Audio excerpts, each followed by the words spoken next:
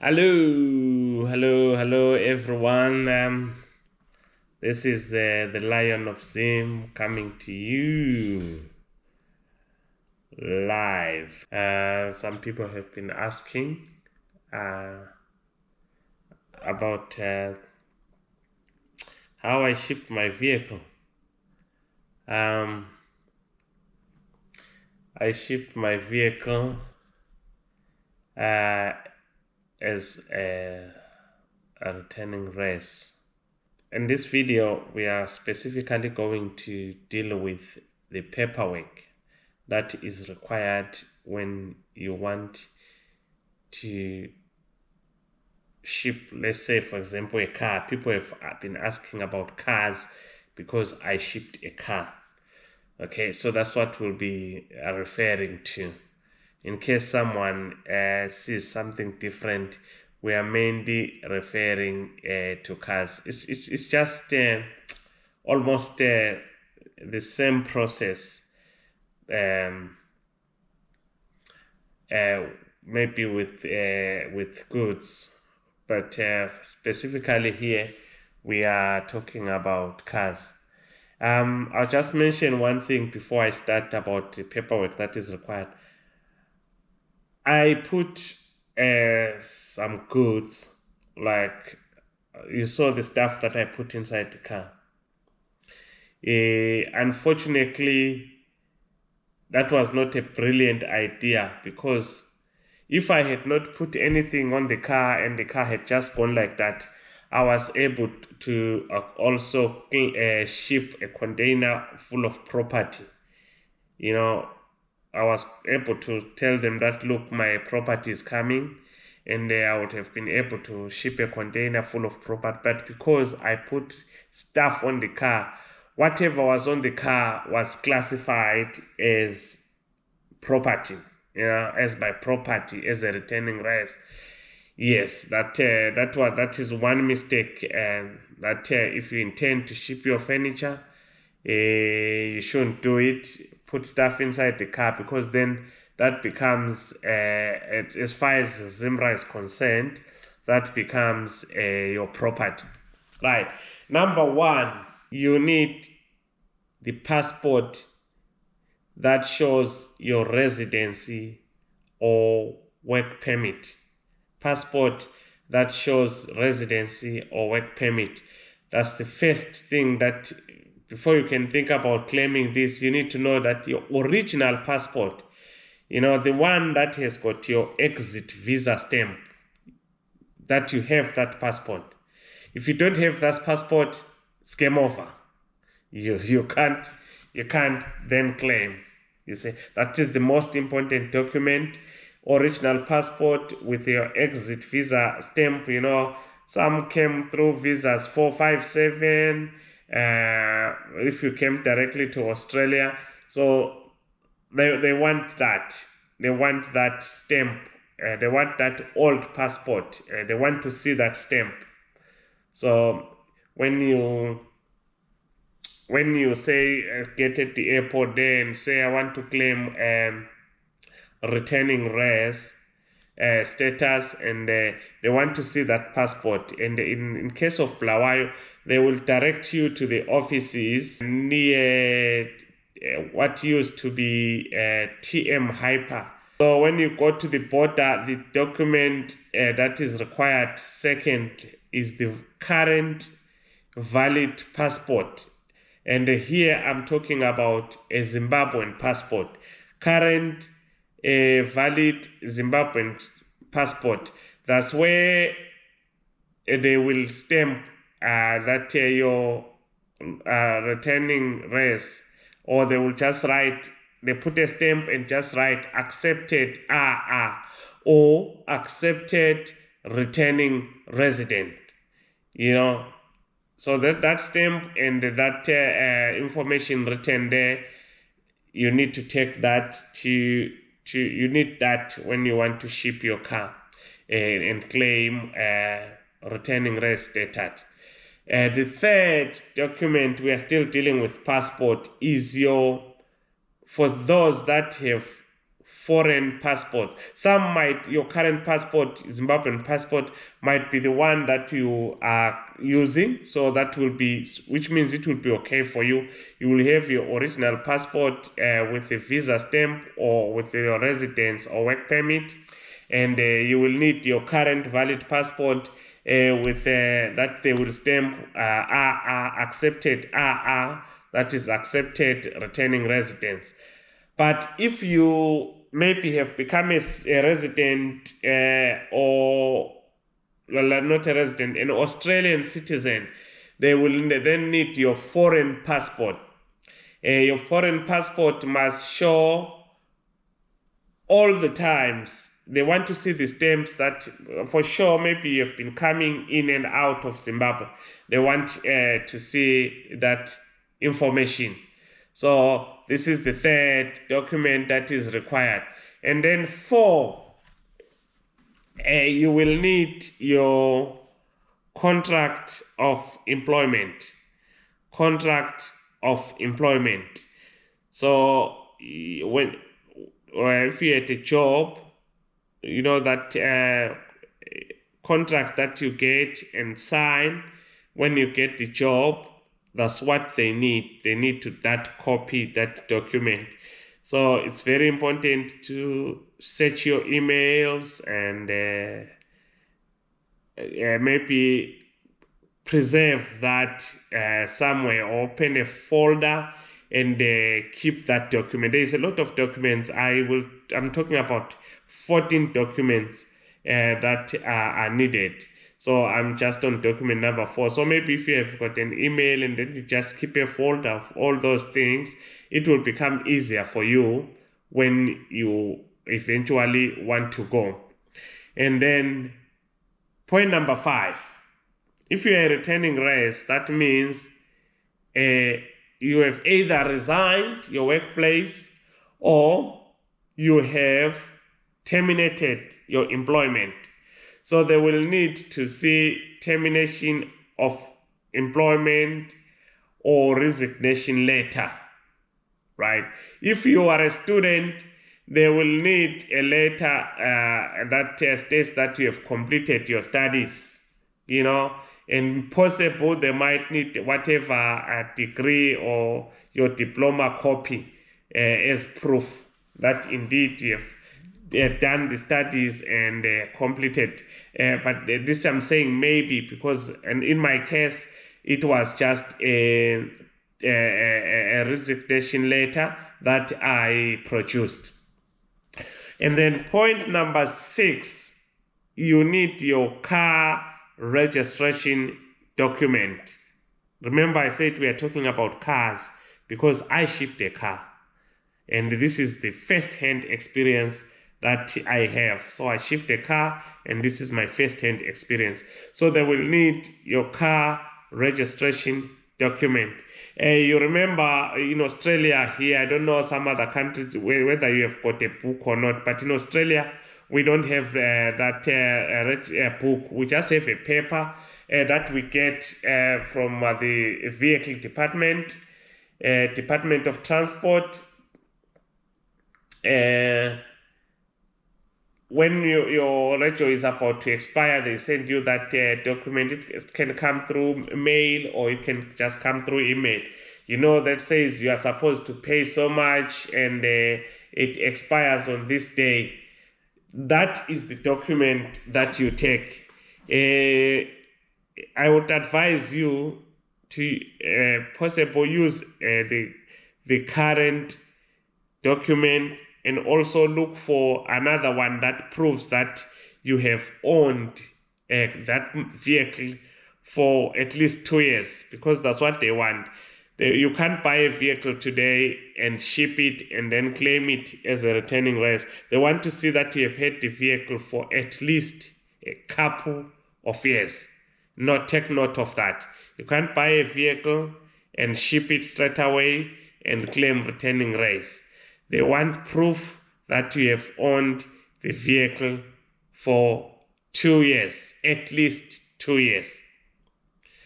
That's point number 6, car rego. And then point number 7 Point number 7, and this is very important, and I have to be honest with you guys, I did not know about this one myself. It's called a conformity certificate. Conformity certificate. This is a document that satisfies that your car meet certain standards or required standards. So it satisfies that your car meet required standard. I did not have this document when I was shipping my car, and the disadvantage of that is they need a 12.5%. They might charge you 12.5% of the value of the car if you don't have this document. So, but what you do is when you get there is what is called SAZ, a Standard Association of Zimbabwe. So you will have to apply or go to their offices, go see them. If you have got an agent, use an agent, go to their offices, they see them, and then they will come and inspect your car, that it meets required standards. They've got a machine they check the exhaust output, they check the tires, they check the lights, like it's the general stuff to say this car is roadworthy. So they want to see your car is roadworthy. So, but I think it will be easier if you do it in your country where you are currently staying, and that will be a good thing. So, with the Standard Association of Zimbabwe, you pay about, I think 161. I think I paid 161 US dollars, and then they inspect your car, and then if your car meets the standards, and then they write you that certificate, and then that is the certificate that you present to ZIMRA. And as I said, ZIMRA might charge you 12.5%. So it's important that you make this document before you ship your car. And then when you get there, you have the conformity certificate. Even people that shipped cars before me, that they didn't know about this. I think it's a new thing.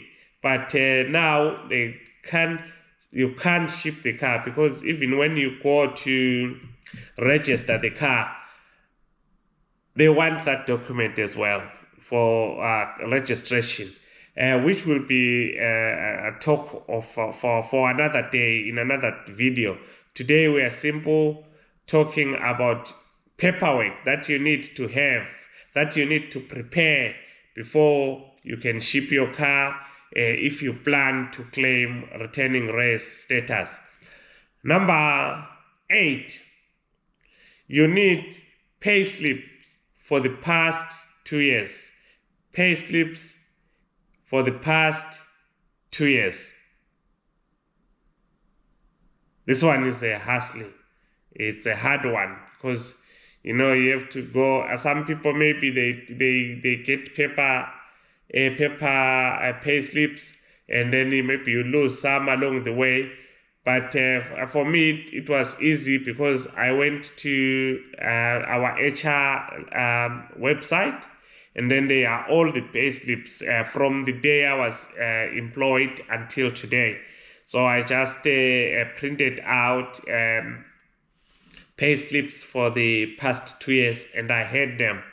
And then on my thing also there was what was called payslip history. So payslips history is what I emailed with the other documents, because the payslip were like a bunch, really. For 2 years they were huge. But then I carried the payslips that I had printed with me, and when I got there, they asked for them, and I had them. I gave it to them. Right, point number 9, it's a bank statement for the last 6 months.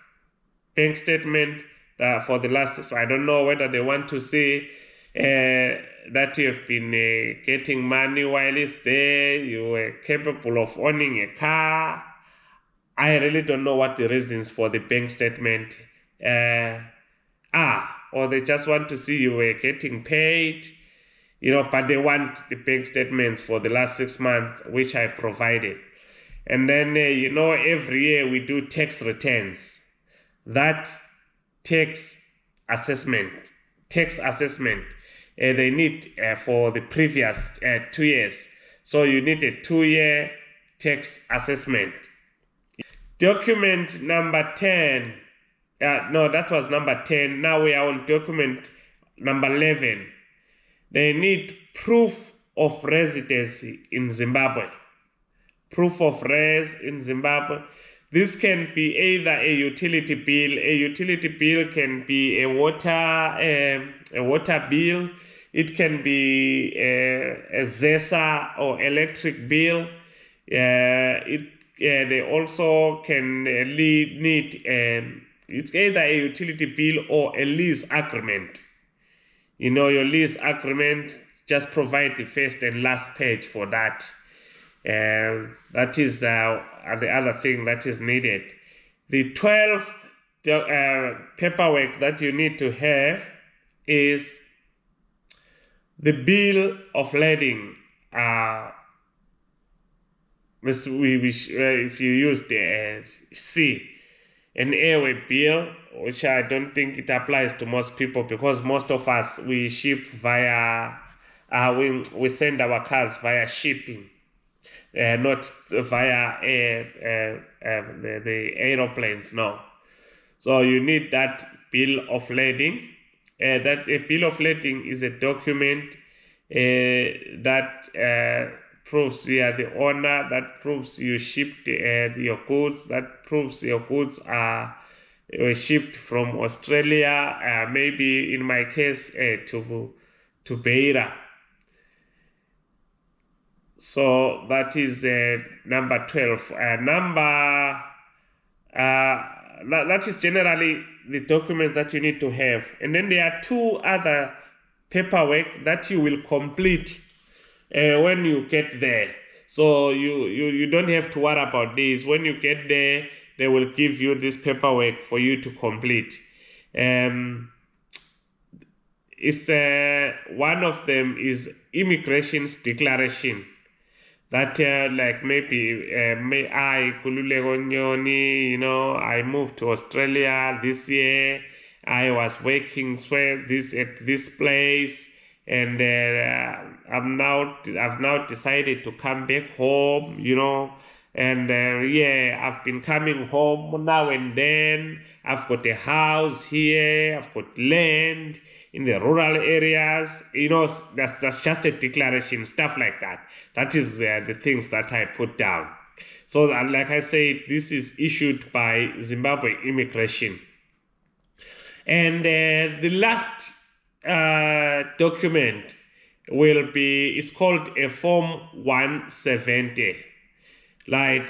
So this Form 170 is for the personal and household goods.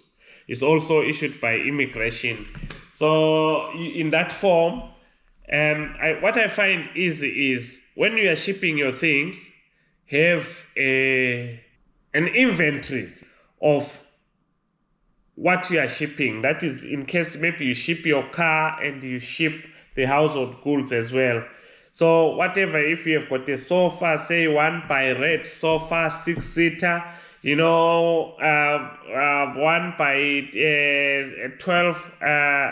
12-seater table,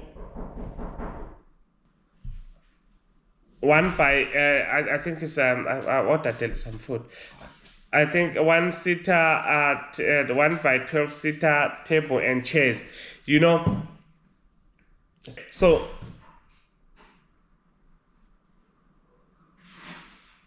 that is in the inventory.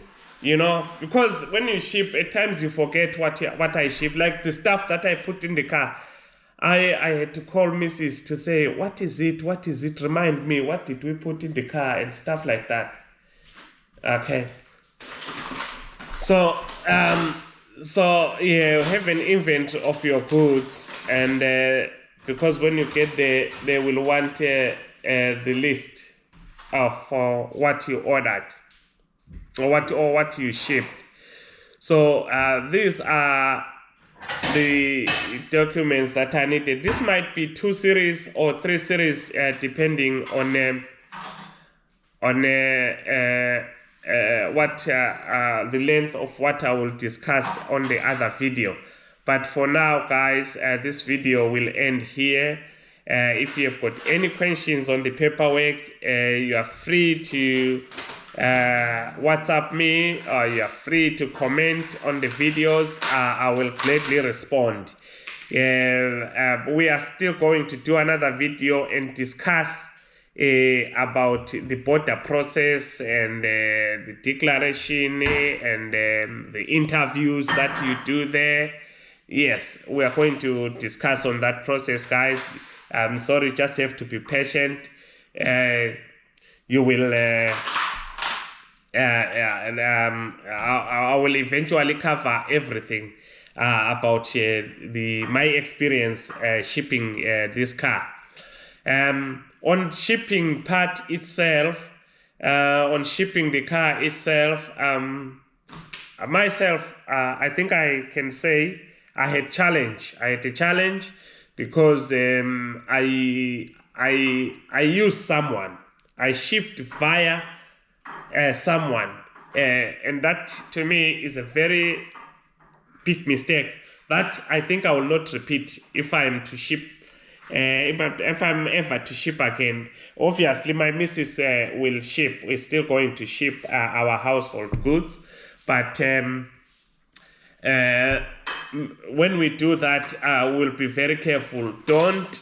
If possible, don't use someone who is doing shipping to do it on your behalf. Just approach the shipping company and deal with the shipping company directly. You know, deal with the shipping company directly. That avoids a lot of logistic problems. You know, it might have been new, but if you are dealing with the shipping company, they will tell you this, you need to have this document, this document, this document, this document, you know, and then you are covered, you are ready, everything is okay. But if you don't have proper documents, then you start running around. Something that is meant to take a day or two, it ends up taking a week. You see, that is the problem. So don't make that mistake. That's one mistake that I made. And the second mistake was, so I had shipped my car up to Mozambique, hoping we'll then go to Mozambique and drive the cars to Mutare and declare and proceed. That was not the case. Mozambique, they said no, the cars can't be driven on the road. Do your due diligence yourself and deal with the shipping company directly, and then ship your goods. I ended up having to pump more money now to get a truck to carry the container to Beira, you know, and the more the truck is there in Beira, you pay for it as in Mutare, you pay for it. So I had to hire a truck from Beira to carry the container and drop it in Mutare. But that was not like it's an easy thing. We had to pay for the truck waiting there. You know, the truck has dropped, but as long as you are not cleared, the truck they don't release the truck because it has to get the container back. These are my experiences. I will not use anyone. I will deal with the shipping company. Thank you very much, people. We appreciate your support. We see your comments. And this video is also as a result of your comments, because people wanted detailed information on what kind of paperwork is needed. What we are going to do, we are going to try and put all this information down on the description.